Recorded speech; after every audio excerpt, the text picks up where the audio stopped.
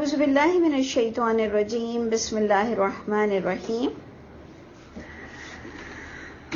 ہم یہ ڈسکس کر رہے تھے کہ ہم سورہ زخرف پڑھ رہے ہیں، اور سورہ زخرف میں جو باقاعدہ ہمارا ٹاپک چل رہا تھا کہ یہ جو قرآن ہے اس کو عقل کے ساتھ عربی زبان ہے اور اس کو سمجھنا ہے، اور اس پر جو ہمارا لاسٹ پوائنٹ آیا تھا کہ وہی لوگوں نے ہر دور کے نبیوں کو ٹکا سا جواب دے دیا، اور انہوں نے کہا کہ ہم اپنے باپ داداؤں کو جو جس ڈگر پر دیکھیں گے ہم تو اسی ٹریک کو اختیار کریں گے۔ یہ آپ لوگوں کے سامنے تھا، کوئی ہمارے اندر کے تعصب نہیں تھے، کیونکہ واقعی ہم بھی بہت اجماع تواتر پہ بہت کڑوے لفظ استعمال کرتے ہیں، لیکن آپ یقین جانیے، یعنی یہ تو آپ لوگ سب اس کے گواہ ہیں کہ یہ سیکوینس سے ہی آئی ہے بات، اور باقاعدہ اللہ کی کتاب میں یہ بات درج ہو رہی ہے کہ جی ہر امت پر لوگوں ایسی طرح سے تھے اور انہوں نے اللہ کے نبیوں کو کس طرح سے جھٹلا دیا۔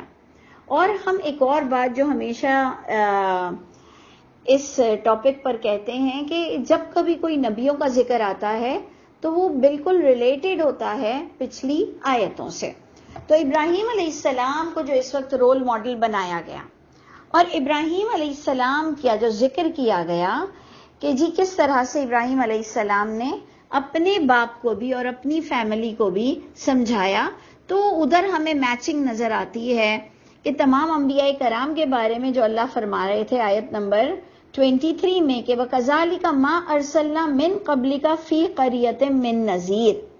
یہ سٹائل ضرور یاد رکھیے، آیت 23 دیکھ رہے ہیں آپ لوگ، آیت 23 سورہ زخرف کی کہ وَكَذَلِكَ مَا أَرْسَلْنَا مِن قَبْلِكَ فِي قَرْيَةٍ مِّن نَذِيرٍ، یعنی اسی طرح اے نبی ہر دور میں ہوتا چلا آیا ہے کہ جب کبھی بھی کوئی ڈرانے والا، انذار کرنے والا آیا تو خوشحال طبقے نے قدم زیادہ اٹھایا ہے۔ میں نے آپ سے کہا تھا کہ یہ خوشحال طبقے کی وجہ سے عذاب آئے گا، کیونکہ غریبوں کی وجہ سے اتنا نہیں آتا عذاب۔ جو خوشحال طبقہ اگر حق کو نہیں بولتا اور حق کے خلاف مطلب آفیشل کر دیتا ہے گناہ کو، تو پھر وہاں سے عذاب کی بہت ہی تھریٹننگ ہوتی ہے۔ اب ہم الحمدللہ ہم سب کے سب ماشاءاللہ بہت ہی کچھ نہ کچھ تو اللہ دے ہی رہے ہوں گے، کم زیادہ خوشحال ہی ہم اپنے آپ کو کنسیڈر کریں گے۔ ہماری وجہ سے جب ماحول اور معاشرہ بگڑتا ہے تو میں یہ کہہ رہی تھی کہ یقیناً ہماری ہی وجہ سے سدھر بھی سکتا ہے، یہ میرا کہنا تھا۔ اور میں نے کہا کہ پچھلا سنڈے بھی آ گیا تو ہمارا تھوڑا سا ایک تسلسل ختم ہو گیا تھا۔ تو جب ہم خوشحال لوگوں کی وجہ سے معاشرہ بگڑتا ہے اور اللہ کا عذاب بھی آنے کی بہت زیادہ پاسبلٹی ہوتی ہے، تو انشاءاللہ اگر ہم اچھے ہو گئے تو اللہ کا عذاب بھی ٹل سکتا ہے اور معاشرہ بھی سدھر سکتا ہے۔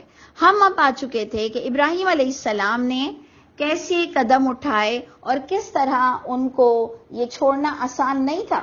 یہ اپنے باپ کو اور اپنے خاندان والوں کو اور اپنے بستی والوں کو سمجھانا کوئی آسان کام نہیں تھا۔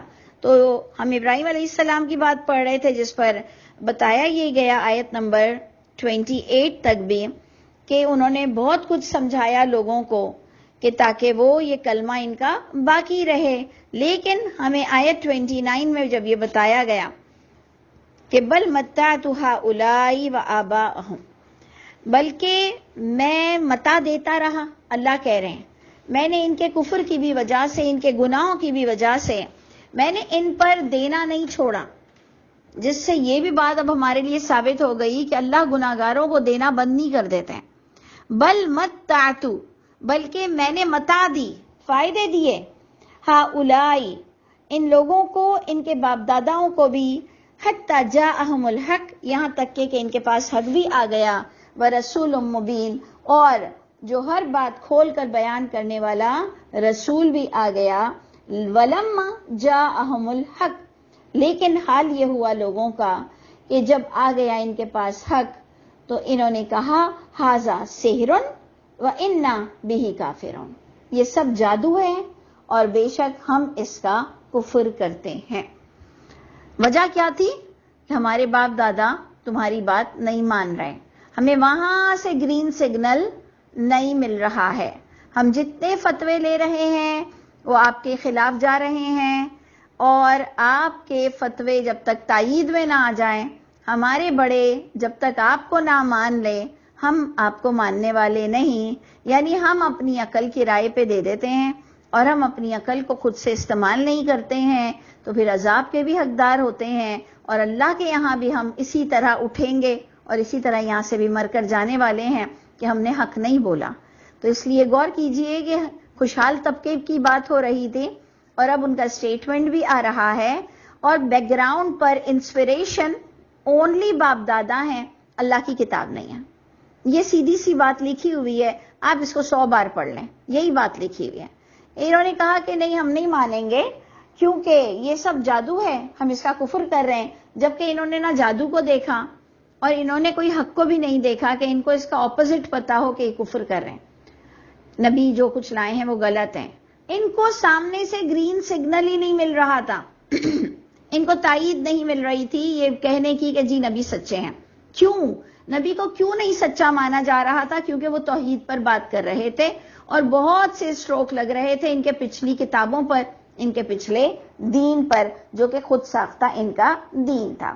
اب جناب یہ 2 پوائنٹس تو ہم نے پڑھ لیا.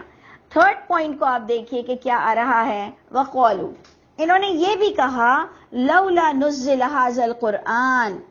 دیکھ لیجئے بالکل قرآن کے ہی وقت کا تقاضا اور قرآن ہی کے وقت کی بات اس وقت تو ہو رہی ہے، کیونکہ اکثر تو ہم کہتے ہیں نا کہ اگر یہ یہود سے بھی ہو رہی ہے تو یہ بات ہم سے ہو رہی ہے، اگر یہ نصارہ سے بھی ہو رہی ہے تو یہ ہم پر بھی فرض ہو گیا ہے یہ کام، اور ہمیں بھی بتایا جا رہا ہے.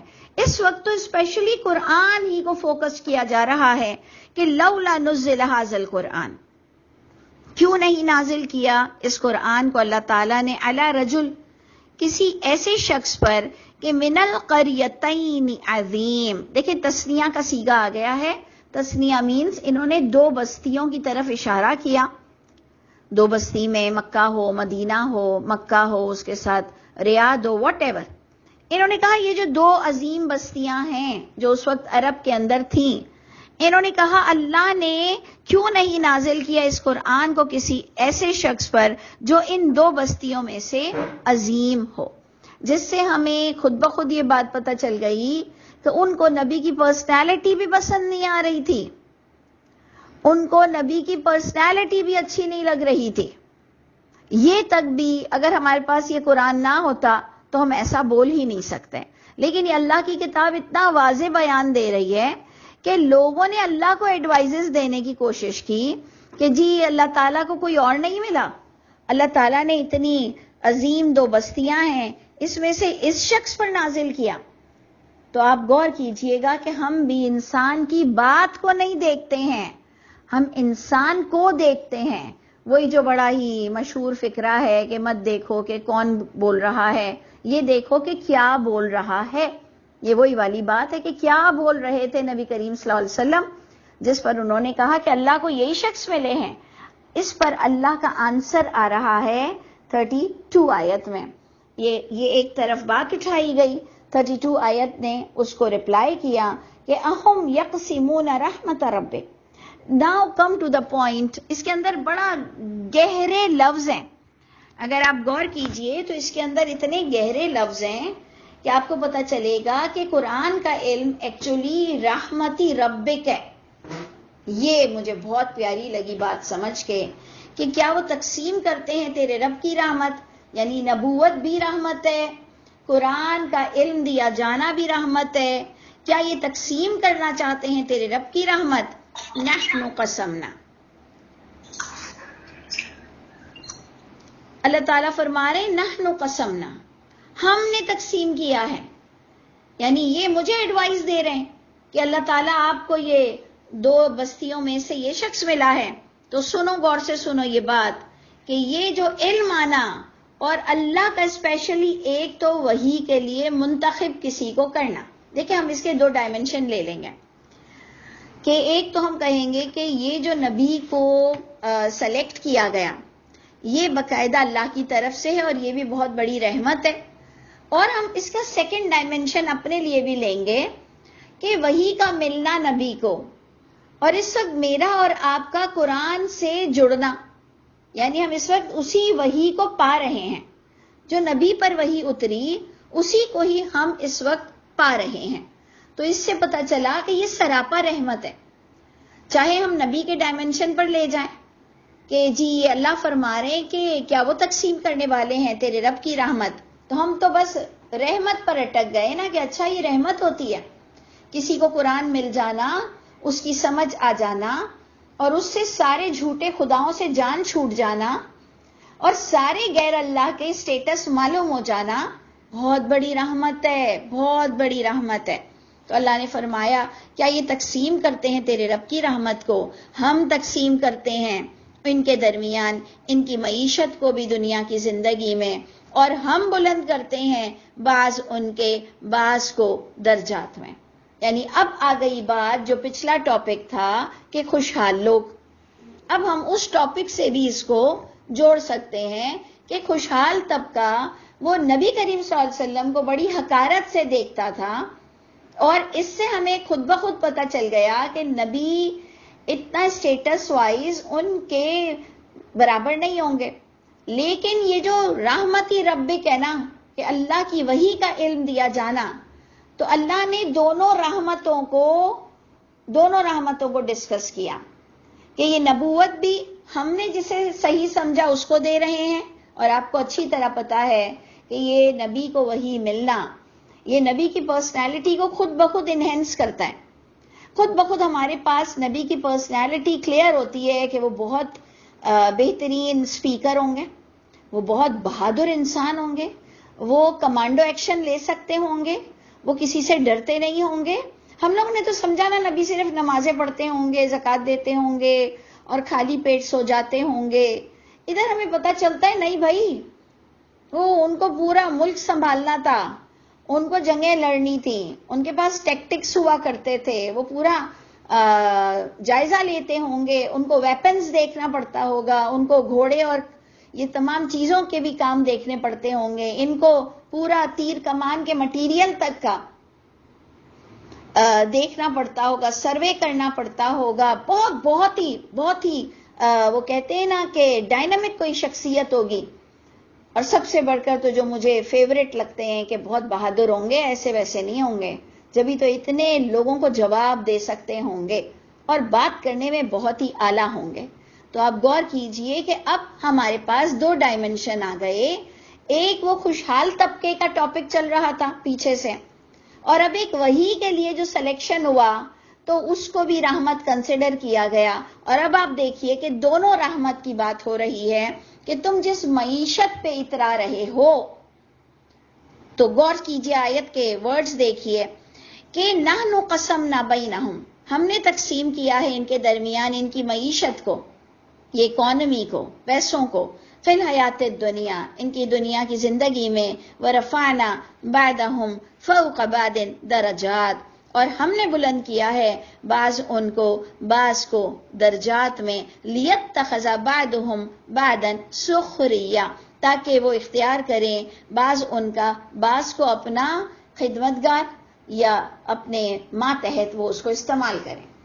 یعنی اللہ تعالیٰ کہہ رہے ہیں یہ میری بانٹ تھی، یہ تم اترا رہے ہو کہ تمہیں جو ملا ہے تم اسی کے قابل ہو، تو ایسا نہیں ہے۔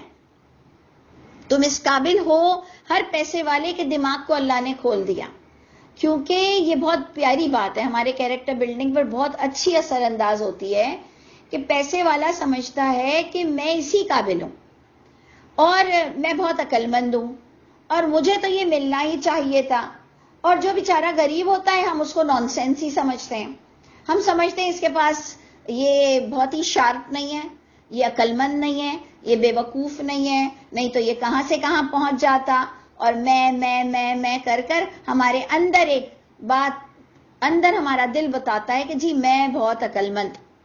تو یہ بھی اللہ نے بہت پیاری بات ڈسکس کیا کہ یہ اللہ کی بانٹ ہوتی ہے، اور یہ اللہ تعالیٰ اس طرح سے اپنے ایک نظام کو جاری و ساری رکھتے ہیں۔ لیکن اے لوگوں سنو، آیت کا اینڈ کس طرح سے ہوا کہ رحمت ربک خیر، لیکن یہ جو رحمت بنتی ہے نا، وہ جو تیرے رب نے خوش ہو کے تجھے دیا ہے، وہ جو رب نے تجھے چاہے پیسوں کے معاملے میں یا چاہے قرآنی علم کے معاملے میں یا چاہے ہم نبوت کے سٹیٹس پر بات کریں، جو کہ ہمارا یہ ایک ایمان ہے کہ محمد صلی اللہ علیہ وسلم پہ نبوت اینڈ ہو گئی ہے، تو ہم نے اس کو نیکسٹ سٹیٹس پر اپنے لیے یوں لیا کہ ہمیں بھی اللہ نے قرآن کا علم دے دیا، وہی والا علم جو اللہ نے محمد صلی اللہ علیہ وسلم پر نازل کیا تھا۔ تو ان کو تو رحمت ملی۔ جب میں اور آپ بھی قرآن کی بات کرتے ہیں تو گویا ہم رحمت میں ہوتے ہیں اللہ کی، اور جب ہمیں قرآن سے اللہ کی باتیں سمجھ آ رہی ہوتی ہے تو یہ بہت بڑی رحمت ہے، جس کو تمام لوگ جمع کر رہے ہیں۔ ان تمام جمع کرنے والی چیزوں سے یہ بہترین چیز ہے کہ تم کو اللہ کی کتاب سمجھ آ جائے، تمہیں منزل کا پتہ مل جائے۔ تو اللہ نے فرمایا یہ تو اللہ کا سسٹم ہے پیسوں والی رحمت کا، تو لیکن یاد رکھو کہ رحمت ربک ہے تو دونوں دین اللہ کی، لیکن وہ دین جو رب تعالیٰ خوش ہو کر کسی کو دے، خیر مما یجمعون، وہ بہترین ہے ان تمام چیزوں سے جن کو یہ لوگ جمع کرتے ہیں، چاہے وہ ڈائمنڈز ہوں، گولڈ ہو، سلور ہو، سونا، چاندی، ہیرے، اور بھی ملک کے ملک ہوں، زمینوں کے زمین ہوں، جانوروں کے جانور ہوں۔ لیکن اللہ فرماتے ہیں کہ یہ قرآن کا علم، یہ رحمتی ربک اور اللہ کی رضا، ہم اس کو وہ بھی لے جائیں گے کہ اگر پیسے میں بھی اللہ خوش ہے آپ کو پیسہ دے کے اور آپ سے راضی ہے اللہ، تو بھائی نور علی نور، کیونکہ ہمیں ہمیشہ ڈر لگتا ہے کہ جو اللہ نے ہمیں جو کچھ انعام دیا، جو کچھ ہم استعمال کرتے ہیں، کیا یہ اللہ کی رضا سے ملا ہے؟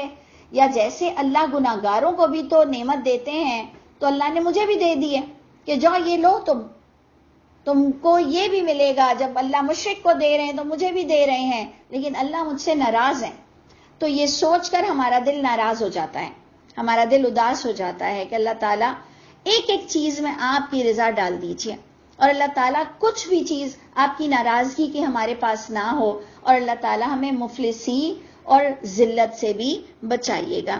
تو دیکھ لیجئے کہ کتنا خوبصورت ٹاپک ہے، اور یہ اسپیشلی سورہ زخرف کی آیت ہے کہ یہ جو رحمت ربک ہے خیر مما یجمعون، جو جمع کرتے ہیں تو بہترین چیز اللہ کی کتاب کا علم ہے۔ اب جی ایک بڑی زخرف کی آیت ہے، زخرف کا معنی ہی گولڈ اور چمک ہے۔ اللہ فرماتے ہیں، ہم اس آیت کو اگر پہلے سے ہی تھوڑا سا سمپل وے میں لے لیں، کیونکہ اس کی تھوڑی عربک ٹف تھوڑی ہو جاتی ہے، اگر ہم اس کو پہلے ہی سمجھ لیں کہ اللہ کے نزدیک گولڈ اور سلور، یہ سونا چاندی اللہ کے نزدیک کوئی حیثیت نہیں رکھتا۔ اللہ فرماتے ہیں کہ اگر اللہ نے یہ فیصلہ نہ کیا ہوتا، اگر اللہ نے یہ اس طرح سے جو فیصلے کیے ہیں کہ وہ سونا اور چاندی بہت مہنگی چیزیں ہیں، اللہ فرماتے ہیں کہ میں یہ سونا چاندی خاص کافروں کو بانٹ دیتا، ان کی سیڑھیاں، ان کے دروازے، ان کے گھر میں یہ سب سونے چاندی کے بنا دیتا جو کفر کرتا ہے۔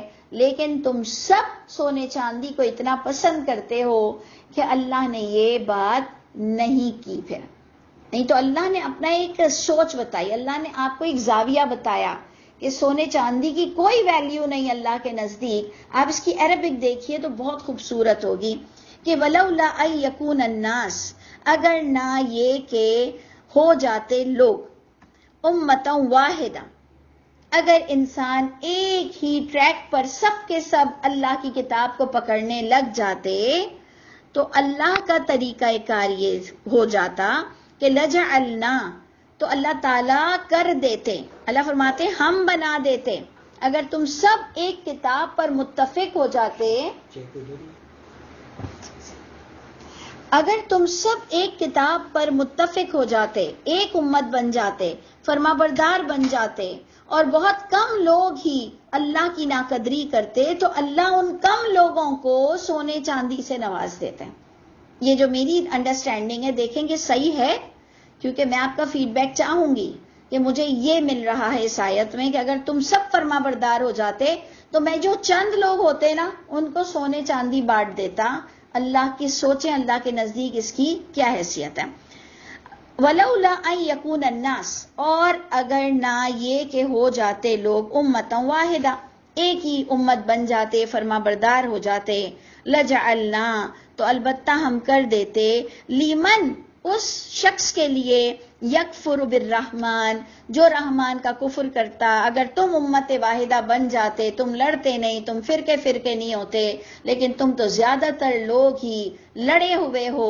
اگر تم سب ایک ٹریک پر جمع ہو جاتے تو البتہ ہم کر دیتے ہر اس شخص کے لیے جو رحمان کا کفر کرتا، لِبِيُوتِهِمْ سُقُفًا کہ جو ان کے گھروں کی سقف چھت ہوتی نا، اس کو ہم چاندی کا کر دیتے، وَمَعَارِجْ اور وہ جو سیڑھیاں چڑھتے، عَلَيْهَا يَظْهَرُونَ جن سیڑھیوں پہ وہ چڑھتے ہیں وہ بھی ہم چاندی کے کر دیتے، وَلِبُيُوتِهِمْ أَبْوَابًا وَسُرُرًا اور ان کے گھر، ان کے دروازے اور وہ تخت، عَلَيْهَا يَتَّكِئُونَ جن پر وہ تکیہ لگا کے بیٹھتے ہیں، یہ سب سونے کے کر دیتے ہیں. سوچئے، یعنی اللہ تعالیٰ نے فضتن کا بھی کہا اور زخرفا کا بھی کہا. زخرف گولڈ اور فضہ چاندی. یعنی بڑی آیت ہے. آپ کو پتہ ہے پہلے مجھے سمجھ ہی نہیں آتی تھی، اس کو اٹھانا نہیں آتا تھا مجھے عربک سے، کہ میں اسے اٹھاؤں تو کیسے اٹھاؤں. اور یہ کیا لکھا ہوا ہے کہ وَلَوْلَا أَن يَكُونَ النَّاسُ أُمَّةً وَاحِدَةً. تو اب مجھے پتا چلا کہ جو قرآن نے بار بار کہا کہ کثیر منہم فاسقون اکثرہم لا یعلمون اکثرہم لا یتذکرون، تم میں سے زیادہ تر لوگ جہنم میں بھی جائیں گے اور بہت ہی ناقدرے ہو، اور تم سب کی پھر شوق اور پہنچ وہی سونا چاندی ہوتے. اگر کم لوگ کافر ہوتے تو میں یہ سونا چاندی ان کم لوگوں کو بانٹ دیتا. یعنی یہ اللہ تعالیٰ مجھ کو اور آپ کو جو واقعی ہمیں سونے چاندی سے محبت ہے. دیکھیں جنت میں بھی جنتیوں کو یہی دینے کا وعدہ کیا گیا ہے. کوئی سونا چاندی لانتی نہیں ہے، کوئی سونا چاندی لانت کی چیز نہیں ہے. اس کو اللہ تعالیٰ نے اپریشیٹ ہی کیا ہے. تو غور کیجئے گا کہ ادھر بات کچھ اور اینگل سے ہے، اور جبکہ جنتیوں کو بھی سونے چاندی کے کنگن اور موتی کے کنگن اور یہ سب پہنائے جائیں گے. یعنی یہ ہے تو بہت ہی ایکسکلوزیو تھنگ، یہ امیروں کے پاس ہوتی ہے. لیکن اللہ فرماتے ہیں جن پیسوں پہ تم اتراتے ہو نا، یہ میں کافروں کو سونے چاندی دے دیتا. سوچئے، اس آیت نے تو مجھے گھما کے رکھ دیا. بس ہم بار بار اللہ سے کہیں گے کہ اللہ تعالیٰ جو کچھ آپ نے ہمیں دے رکھا ہے ہمیں حق کے ساتھ جمع کرنا نصیب فرمائیے. دیکھیں سونا چاندی وہ چیز ہے جو ضرورت نہیں ہوتی ہے، ہم اس کو ایکسٹرا جمع کرتے ہیں. یاد رکھیے گا کہ ایک آیت آتی ہے ہماری کہ جی کیا کچھ خرچ کریں، کیا کچھ خرچ کریں، ماذا ينفقون ماذا ينفقون، تو لوگوں نے اس کے ترجمے کو دے دیا ضرورت سے زیادہ. قل العفو، اس کا آنسر یوں دے دیا کہ جو ضرورت سے زیادہ ہے وہ خرچ کر دو. اب یہ زیور اور سونا چاندی تو ہماری ضرورت کے بعد ہی تو ہم جمع کرتے ہیں. تو اس لیے ہم نے پھر وہ سورہ کہف میں بھی دیکھا کہ ایک والد اپنے بچوں کے لیے خزانہ رکھ کر گیا. اینڈ واٹ از خزانہ؟ سونے چاندی کے بھری ہوئی چیزوں کو. چھوٹی چیز کو خزانہ نہیں بولتے ہیں. یہ ایک دو ایئرنگ، ایک دو چوڑی، اس کو خزانہ نہیں بولتے ہیں. اچھا مال و متاع قیمتی بلک میں ہونا، دیٹ از کالڈ خزانہ. تو آپ غور کیجئے گا کہ اللہ اس کے والدین کو نیک کہہ رہے ہیں کہ وہ نیک والدین تھے، انہوں نے اپنے بچوں کے لیے چھوڑ کر گئے تھے، اور موسیٰ علیہ السلام اور وہ شخص نے وہ دیوار ٹھیک کیا. اس کا مطلب وہ اپنا صدقہ کر دیتا ہوگا، وہ اپنی زکوٰۃ دے دیتا ہوگا، اور اس نے یہ ایکسٹرا جمع کیا ہوا ہوگا. ایکسٹرا ہوگا تو ہم سفر کریں گے، ایکسٹرا ہوگا تو ہم حج کریں گے، ایکسٹرا ہوگا تو ہم اور بھی کچھ اچھا پہن اوڑھ سکیں گے، اچھی گاڑی خرید سکیں گے، چلو اس وقت کے لیے اچھے گھوڑے خرید سکیں گے، اچھے اونٹ خرید سکیں گے. تو دیکھیے اس لیے میں آپ کو یہ اتنی ساری بات بتا رہی ہوں کہ ہمارے پاس بیلنس ہی نہیں ہے بات کرنے کا. ہم کہتے ہیں کہ پھر سونا چاندی تو بری چیز ہوئی، پھر ہم جمع کیوں کرتے ہیں؟ تو سونا چاندی بری چیز نہیں ہے. ادھر یہ بری اور اچھی کی بات نہیں ہو رہی ہے. سونے چاندی کے جو کاروبار کرتے ہیں تو کیا وہ حرام کے کاروبار کرتے ہیں؟ وہ جو سب کو کہتے ہیں کہ خریدو اور ڈیزائنیں پاس کرتے ہیں، یہ سب کیا حرام پر سارا کام ہو رہا ہوتا ہے کہ اللہ نے اتنی نفرت کی ہے سونے چاندی سے؟ ایسا نہیں ہے. دیکھیں بیلنس رکھ کر بات کو سمجھنا ہے ہم کو کہ اللہ کے نزدیک جس سونے چاندی کے پیچھے تم حرام حلال کا خیال نہیں رکھتے، جس سونے چاندی کے پیچھے تم نے نبی کا احترام نہیں رکھا، کہ تمہارے پاس سونے چاندی تھے تو آپ نے دیکھا کہ فرعون نے موسیٰ علیہ السلام کے لیے حقارت آمیز باتیں کی کہ یہ دیکھو میرے پاس کنگن ہے اور یہ دیکھو موسیٰ کے پاس ہے کچھ. اسی طرح آج کا جو ہمارا چیپٹر تھا کہ محمد صلی اللہ علیہ وسلم کے لیے کہا گیا کہ یہ 2 بستیوں میں سے یہ شخص اللہ کو ملا، اس کا مطلب یہ سونے چاندی میں تلے ہوئے تھے اور اللہ کے نبی کے پاس وہ اتنی مال و دولت نہیں تھی، لیکن اللہ نے ان کو نبوت کے لیے چنا. تو بذات خود جیسے کہ ہم کہتے ہیں کہ اللہ کہہ رہے ہیں کہ اچھا بیٹیوں کے لیے تم مجھے چنتے ہو اور بیٹے خود کے لیے، تو اس پر بھی ہم نے کہا کہ ایسا نہیں ہے کہ اللہ کو بیٹیاں ناپسند ہیں. اللہ کو کے لیے تو مشہور ہے کہ لوگوں نے عیسیٰ علیہ السلام کو بیٹا بنایا، اللہ کہتے ہیں آسمان پھٹ جائے. تم جب اللہ کے ساتھ اولاد مقرر کرتے ہو تو آسمان پھٹ جائے. تو دیکھیں ہر بات کی ایک بیلنس کے ساتھ ہم کو سمجھنا ہے کہ ہمیں اس سونے چاندی میں کھو نہیں جانا، حرام حلال کا خیال رکھنا ہے اور دوسروں کو حقیر نہیں سمجھنا ہے. یہ اللہ کی دین ہے اور اللہ کرے کہ میں اور آپ جتنا کچھ اللہ نے ہمیں نوازا ہوا ہے اس میں ہم زکوٰۃ کا بہت خیال رکھیں. زکوٰۃ سے ہٹ کر قرض حسنہ کے لیے بھی اللہ ہمارے دلوں کو کشادہ کر دیں. تو انشاءاللہ میں امید رکھتی ہوں کہ آپ کو یہ بات سمجھ آ گئی ہوگی کہ سونے چاندی سے یہاں نفرت نہیں دلائی جا رہی ہے، لیکن ایک سٹیٹس بتایا جا رہا ہے کہ اللہ تعالیٰ کفر کرنے والوں کے زینے یعنی سیڑھیاں اور ان کی چھتیں اور ان کے گھروں کے دروازے اور ان کے تخت جس پر وہ تکیہ لگا کے بیٹھتے ہیں، اللہ کہہ رہے ہیں کہ اگر کم لوگ ہوتے کفر کرنے والے تو میں وہ کم لوگوں کو سارا ان دولتوں سے نواز دیتا، لیکن تم میں سے تو میجورٹی اسی پر ہی چل رہی ہے. وَإِن كُلُّ ذَلِكَ، اور نہیں ہے یہ سب، لما متاع الحیات الدنیا. دیکھیں اللہ نے اس کو متاع کہا ہے، حرام نہیں کہا ہے. اللہ نے کہا ہے یہ فائدے کی چیزیں ہیں دنیا کی زندگی کے لیے، اور ہر فائدے کی چیز میں اولاد ہے، مال ہے، ہماری تندرستی ہے، ہمارے اس وقت کی آواز ہے، یہ موبائل، یہ ٹیکنالوجی، یہ سارا جو متاع ہے اس کو ہم کس طرح سے پروڈکٹیو کر دیں یہ اب ہم پر ڈیپینڈ کرتا ہے. تو یہ جو ذالکہ ہے یہ لما متاع الحیات الدنیا ہے، والآخرۃ عند ربک للمتقین. یہ جو آخرت ہے یہ تیرے رب کے نزدیک کن کے لیے بہترین ہے؟ ڈرنے والوں کے لیے. اللہ نے یہ نہیں کہا کہ جو سونا چاندی نہیں پہنتے ہیں ان کے لیے تیرے رب کا گھر ہے یا تیرے رب کے پاس ان کا مقام ہے جو سونا چاندی نہیں پہنتے.